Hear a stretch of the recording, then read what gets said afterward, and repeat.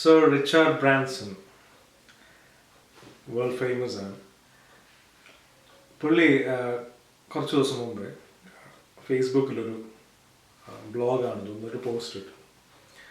അതായത് മെൻറ്റേഴ്സിൻ്റെ ഇമ്പോർട്ടൻസ്, അതായത് ട്രെയിൻ ചെയ്യുന്ന ആൾക്കാരുടെ ഇമ്പോർട്ടൻസ് എന്താണെന്ന് പറഞ്ഞിട്ടുണ്ട്. പുള്ളി പറഞ്ഞത്, നിങ്ങൾ എത്ര വലിയ എക്സ്പെർട്ടാണെന്ന് പറഞ്ഞാലും, എത്ര ക്രിയേറ്റീവ് ആണെന്ന് പറഞ്ഞാലും, ടെക്നോളജിയിൽ നിങ്ങൾ എത്ര ബ്രില്യൻ്റ് ആണെന്ന് പറഞ്ഞാലും, യു ഓൾവേസ്, എത്ര ടോപ്പിലെ ആളെന്ന് പറഞ്ഞാൽ you always need a mentor. കാര്യം ഒരു മെൻറ്ററിന് എപ്പോഴും നിങ്ങൾ കാണാത്ത, നിങ്ങൾ ചെയ്തുകൊണ്ടിരിക്കുന്ന, നിങ്ങൾ കാണാത്ത തെറ്റുകൾ അവർക്ക് കാണാൻ പറ്റും. അതായത് ഞാൻ പലപ്പോഴും പറഞ്ഞിട്ടുണ്ട്, നമ്മളെപ്പോഴും ഒരു അൺകോൺഷ്യസ് മോഡിലാണ് നമ്മളെപ്പോഴും പോകുന്നത്.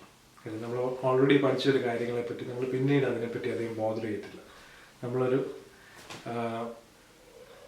ഇൻവോളണ്ടറി ആയിട്ടാണ് പലപ്പോഴും നമ്മൾ പോകുന്നത്. നമ്മൾ ഡ്രൈവ് ചെയ്യുമ്പോൾ, പഠിച്ചു കഴിഞ്ഞിട്ട് ഡ്രൈവ് ചെയ്യുന്നതും പഠിക്കുമ്പം ഡ്രൈവ് ചെയ്യുന്നതും തമ്മിൽ വ്യത്യാസമില്ല എന്ന് പറഞ്ഞാൽ, ഇപ്പം ലൈഫിലും നമ്മൾ അതുപോലെയാണ്. നമ്മൾ ആ ഒരു മോഡിലാണ് നമ്മൾ പോകുന്നത്. അപ്പം അങ്ങനെ പോകുമ്പോൾ എനിക്ക് എൻ്റെ ഫ്രണ്ട്സിൻ്റെ കൂടെ ഞാൻ ഡ്രൈവ് ചെയ്യുമ്പോൾ ഒരു എക്സാമ്പിൾ പറഞ്ഞു കഴിഞ്ഞാൽ, വർഷങ്ങളോളം അവർ ഡ്രൈവ് ചെയ്ത് എക്സ്പീരിയൻസ് ഉള്ളവരായിരിക്കും. പക്ഷെ ചില സമയത്ത് ഞാൻ കൂടെ ഉള്ളപ്പോഴായിരിക്കും അവരുടെ ഒരു എറർ ഞാൻ കാണും, അവരത് ശ്രദ്ധിക്കുന്ന പോലുമില്ല.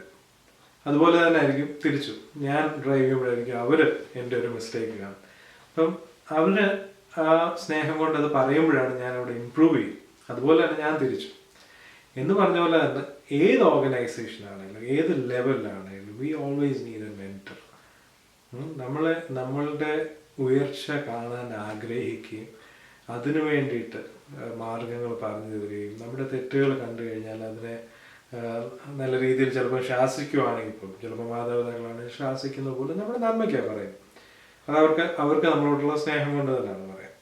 അപ്പം അങ്ങനെയുള്ള മെൻറ്റേഴ്സ് നമുക്ക് ആവശ്യമാണ്. ഓരോ സ്റ്റേജസിൽ, നമ്മൾ ഏത് സിറ്റുവേഷനിലാണെങ്കിലും, ലൈഫിൽ ഏത് സിനാരിയോയിലാണെങ്കിലും നമുക്ക് മെൻറ്റേഴ്സിനെ ആവശ്യമാണ്. മോസസിൻ്റെ കഥ വായിക്കുമ്പോൾ, മോസസ് ഏകദേശം 20 ലക്ഷം ആൾക്കാരെയാണ് ലീഡ് ചെയ്ത് കനാനിലേക്ക് കൊണ്ടുപോകുന്നത്. കനാനാണ് അവരുടെ ഗോൾ എന്ന് പറയുന്നത്, ഡെസ്റ്റിനേഷൻ. ഇപ്പോൾ കനാൻ എന്ന് പറയുന്നതാണ് ദൈവത്തിൻ്റെ പ്രോമിസ് ലാൻഡാണ്. അപ്പം അതിലേക്ക് അവർ പോവാം. ദൈവത്തിൻ്റെ ബ്ലെസ്സിങ് ഉണ്ട് അവരുടെ മുകളിൽ. പക്ഷെ എന്നിട്ട് പോലും മോസസ് ഒരു അബദ്ധം കാണിക്കുകയാണ്. അത് പറഞ്ഞ് ശരിയാക്കുന്നത് മോസസിൻ്റെ അമ്മായിയപ്പൻ ജെത്രോ. ഇപ്പം ജെത്രോ മോസസിനെ വിസിറ്റ് ചെയ്യാൻ വന്നപ്പോൾ നോക്കിയപ്പോൾ ഈ 20 ലക്ഷം പേർക്കും എന്തെങ്കിലും പ്രോബ്ലം ഉണ്ടെങ്കിൽ മോസസ് ആണ് അത് ഹാൻഡിൽ ചെയ്യുന്നത്. മോസസ് ആണ് അവിടെ കൗൺസിൽ ചെയ്യുന്നത്. ജെത്രോ പറഞ്ഞു, ഇതിങ്ങനെ ചെയ്ത് കഴിഞ്ഞാൽ you are killing yourself. മോസസിൻ്റെ ഒരു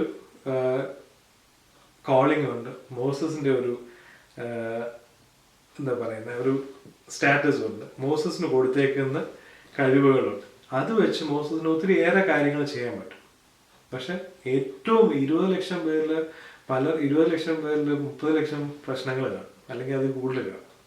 അപ്പം അവരുടെ എല്ലാ പ്രശ്നങ്ങളിൽ പുള്ളി ഇടപെടാൻ പോയി കഴിഞ്ഞാൽ ഇവരൊരിക്കലും കനാനിലെത്തത്തില്ല, അവരെത്തിയുമില്ല. മോസസിന് അവിടെ എത്താൻ പറ്റിയില്ല. പക്ഷെ ആ ഒരു സിറ്റുവേഷനിൽ ശരിക്കും പറഞ്ഞാൽ ജെത്രോ അവിടെ ഒരു നല്ലൊരു സജഷൻ പറഞ്ഞു കൊടുക്കുന്നുണ്ട്. അതായത് താഴേയും തൊട്ട് 10 പേരുടെ മുകളിലൊരു ലീഡറും, പിന്നെ അവർക്ക് 10 പേരിലെ ഒരു ലീഡർ, അങ്ങനെ മേള് വരെ. അപ്പോൾ ഏറ്റവും ടോപ്പായിട്ടുള്ള ലീഡേഴ്സ് മാത്രം മോസസിനോട്, ഇതെല്ലാം താഴേന്ന് അവർക്ക് സോൾവ് ചെയ്യാൻ പറ്റുന്നില്ലെങ്കിൽ മാത്രം മോസസിൻ്റെ അടുത്ത് അത് സോൾവ് ചെയ്യാനായിട്ട് കൊണ്ടുവരുവാണ്. അപ്പം അങ്ങനൊരു ഐഡിയ പറഞ്ഞിട്ടുണ്ട്. ഇന്നത്തെ എല്ലാ ഓർഗനൈസേഷൻസിലും ഈ പാറ്റേൺ ഫോളോ ചെയ്യുന്നുണ്ട്. എല്ലാ ഓർഗനൈസേഷനും, അത് ഏത് കിങ്ഡം ആണെങ്കിലും കൊള്ളാം, ഏത് ഓഫീസാണെങ്കിലും കൊള്ളാം, ഈ ഒരു പാറ്റേൺ ഫോളോ ചെയ്യുന്നുണ്ട്. ഒരു ഫാമിലിയിലാണെങ്കിലും അങ്ങനൊരു പാറ്റേൺ ഫോളോ ചെയ്യുന്നത് നല്ലതായിരിക്കും. കാര്യം ഇതെല്ലാം ഒരു ടീം വർക്കാണ്. എല്ലാ ഫാമിലി എന്ന് പറയുന്നതാണെങ്കിലും ഒരു യൂണിറ്റാണ്, അതൊരു ടീമാണ്. ഒന്നിച്ച് നിൽക്കണം. അവരങ്ങോട്ടും ഇങ്ങോട്ടും പലരും പല ഗോൾസ് ആയിക്കഴിഞ്ഞാൽ ആരും തന്നെ എങ്ങും എത്തുകയല്ല.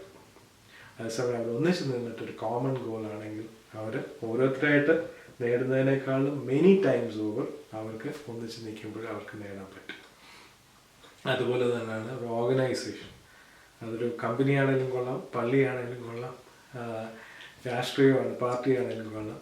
അവരുടെ കോമൺ ഐഡിയാസ് അവർ ഏറ്റവും നല്ലതായിട്ട് പോകുന്നതെന്ന് പറഞ്ഞാൽ ഇങ്ങനൊരു സിസ്റ്റം കറക്റ്റായിട്ട് ഫോളോ ചെയ്യുമ്പോൾ, അതിൽ ഇടയ്ക്കൊന്നും കറപ്ഷൻ ഇല്ലാതെ കറക്റ്റായിട്ട് ഫോളോ ചെയ്യുമ്പോൾ അവരുടെ ഗോൾസിൽ അവർക്ക് എത്രയും പെട്ടെന്ന് എത്താൻ പറ്റും.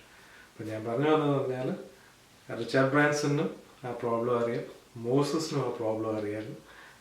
മോസസിന് ആ പ്രോബ്ലം അറിയത്തില്ലായിരുന്നു. മോസസ് പക്ഷേ ഹി വാസ് ഹംബിൾ ഇനഫ്. ഇത്രയും വലിയൊരു വിക്ടറി എല്ലാം കഴിഞ്ഞു വന്നിട്ടും ഹി വാസ് ഹംബിൾ ഇനഫ്. ആ ഒരു എളിമയുണ്ടായിരുന്നു. സ്വന്തം അമ്മായപ്പനൊരു തെറ്റ് പറഞ്ഞപ്പോഴത് അംഗീകരിക്കാനും അത് അവരുടെ നന്മയ്ക്കാണെന്നുള്ള മനസ്സിലാക്കാനും അത് അനുസരിക്കുവാനും ആ കാര്യങ്ങൾ എല്ലാം അതുപോലെ ചെയ്യുവാൻ തക്കമുള്ളൊരു എളിമ ഉണ്ടായിരുന്നു. എല്ലാം തികഞ്ഞു. ഇത്രയും വലിയ വിക്ടറി നടന്നിട്ടും ഓക്കെ ഇനി എനിക്കറിയാവുന്നുള്ള രീതിയിലല്ല. ഏത് ഈ റിച്ചാർഡ് ബ്രാൻസൺ എന്നൊക്കെ ഇത്രയും സൂപ്പർ സക്സസ്ഫുള്ളായിട്ട് ബിസിനസ്സിലുള്ള ആൾക്കാർ അവരങ്ങനെ പറയുമ്പോൾ ശരിക്കും പറഞ്ഞാൽ ഇറ്റ് ടേക്സ് ഹ്യൂമിലിറ്റി. എല്ലാവരും എല്ലാ രീതിയിലും പെർഫെക്റ്റ് ആണെന്നുള്ളതല്ല ഞാൻ പറയുന്നത്. പക്ഷേ ഇറ്റ് ടേക്സ് ഹ്യൂമിലിറ്റി. ഒരു എളിമ എന്നുള്ളത് മനുഷ്യന് ആവശ്യമാണ്. മുന്നോട്ട് പുരോഗതി ഉണ്ടാവണമെങ്കിൽ എളിമ വേണം. മറ്റുള്ളവരെ നമ്മളെ പഠിപ്പിക്കുവാൻ നോക്കണം. നമ്മൾ എന്താ പറയുന്നത്, എഡ്യൂക്കേറ്റ് ചെയ്യണമെങ്കിൽ നമ്മൾ എഡ്യൂക്കബിൾ ആയിരിക്കണം, അല്ലേ? നമ്മൾ ശരിക്കും പറഞ്ഞാൽ അവർക്ക് നമ്മളെ പഠിപ്പിക്കാൻ തക്കവണ്ണം നമ്മൾ ഓപ്പൺ ആയിരിക്കണം. അപ്പോൾ ആ ഒരു ഹ്യൂമിലിറ്റി നമുക്ക് വേണം.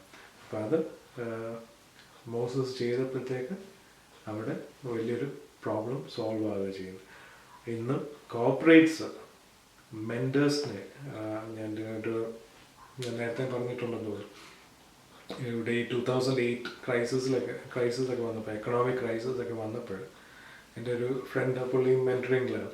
പുള്ളി പറഞ്ഞൊരു കാര്യം എന്ന് പറഞ്ഞാൽ എല്ലാ മേജർ കമ്പനീസും അവർ ട്രെയിനിങ്ങിന് അവർ ഇൻവെസ്റ്റ് ചെയ്തു. ആ ഇൻവെസ്റ്റ് ചെയ്ത ആ കമ്പനീസ് എല്ലാം തന്നെ അവിടെ അത്രയും എഗെയിൻസ്റ്റ് ആയത്, അത്രയും സാഹചര്യങ്ങൾ അവർക്ക് അനുകൂലമല്ലാഞ്ഞപ്പോൾ അവിടെ ലാഭം അവിടെ സർവൈവ് ചെയ്തു എന്നുള്ളത് മാത്രമല്ല, അവരവിടെ ലാഭം ഉണ്ടാക്കുകയും ചെയ്യും. അതേസമയം ആ സമയത്ത് ട്രെയിനിങ്ങിന് ഇൻവെസ്റ്റ് ചെയ്യാൻ, ഇതെല്ലാം ഒരു ഇൻവെസ്റ്റ്മെൻറ്റ്. നമ്മൾ കുഞ്ഞുങ്ങളെ ആണെങ്കിൽ പോലും നമ്മൾ ബെസ്റ്റ് സ്കൂൾസിലൊക്കെ വിടുന്ന അതൊരു ഇൻവെസ്റ്റ്മെൻറ്റ്. അപ്പം അങ്ങനെയുള്ള ഇൻവെസ്റ്റ് ചെയ്യാതിരുന്നില്ല, അത് ഒരു എക്സ്പെൻസ് ആണെന്നുള്ള ഓർത്ത്, അതൊരു പാഴ്ചെലവാന്നുള്ള രീതിയിൽ ഓർത്ത് അവർ ട്രെയിനിങ് വേണ്ടാന്ന് വെച്ചത് എല്ലാം തന്നെ പൂട്ടിപ്പോയെന്ന് എൻ്റെ ഒരു ഫ്രണ്ട് അടുത്തിടെ പറയുകയുണ്ടായി. അപ്പോൾ ഞാൻ പറഞ്ഞു വന്നതെന്ന് പറഞ്ഞാൽ എത്ര നമ്മൾ ക്രിയേറ്റീവ് ആണെന്ന് പറഞ്ഞാലും, എത്ര നമ്മൾ ടെക്നോളജി വൈസാണ്, നമ്മളിപ്പം യങ്സ്റ്റേഴ്സ് ആണെങ്കിൽ അവരിപ്പോൾ ജനിച്ചു വീഴുന്നത് ഫുൾ ഓഫ് ആ ഒരു ഡിജിറ്റൽ വേൾഡിലോട്ടാണ് അവർ ജനിച്ചു വീഴുന്നത്. പക്ഷെ അവർ വിചാരിക്കരുത് കഴിഞ്ഞ തലമുറയ്ക്ക് അവരെ ഉപദേശിക്കാൻ പറ്റത്തില്ല, അവരെ ഗൈഡ് ചെയ്യാൻ പറ്റത്തില്ലെന്ന് ഒരിക്കലും അവർ വിചാരിക്കില്ല. അങ്ങനെ വിചാരിച്ചു കഴിഞ്ഞാൽ അത് അവരുടെ നാശത്തിലേക്കുള്ളൊരു കാൽവെപ്പായിരിക്കും. അതേസമയം നമുക്ക് പ്രോഗ്രസ് ഉണ്ടാകുന്ന എപ്പോഴും നമ്മൾ നല്ല മെൻറ്റേഴ്സ്, നമ്മുടെ ഉയർച്ച കാണാൻ ശരിക്കും താല്പര്യമുള്ളവരും നമ്മളെ ഹെൽപ്പ് ചെയ്യാൻ മനസ്സുള്ളവരുടെയും ഉപദേശങ്ങളും ശാസനകളും ഡയറക്ഷൻസും എല്ലാം നമ്മൾ ചെവി കൊള്ളണം. അത് നമ്മളെ ഒത്തിരിയേറെ നമ്മുടെ യാത്രയിൽ നമ്മളെ ഒത്തിരിയേറെ പ്രോഗ്രസ് ചെയ്യാൻ അത് ഒത്തിരി സഹായിക്കും. നമ്മൾ കാണാത്ത തെറ്റുകൾ, നമ്മൾ കാണാൻ അറിയാത്ത തെറ്റുകൾ മറ്റുള്ളവർ ചൂണ്ടിക്കാണിക്കുമ്പോൾ നമുക്കത് പെട്ടെന്ന് തിരുത്താൻ പറ്റും. അതിന് നമ്മളൊരു ഹംബിൾ മൈൻഡും ഓപ്പൺ മൈൻഡും വേണം. Thank you.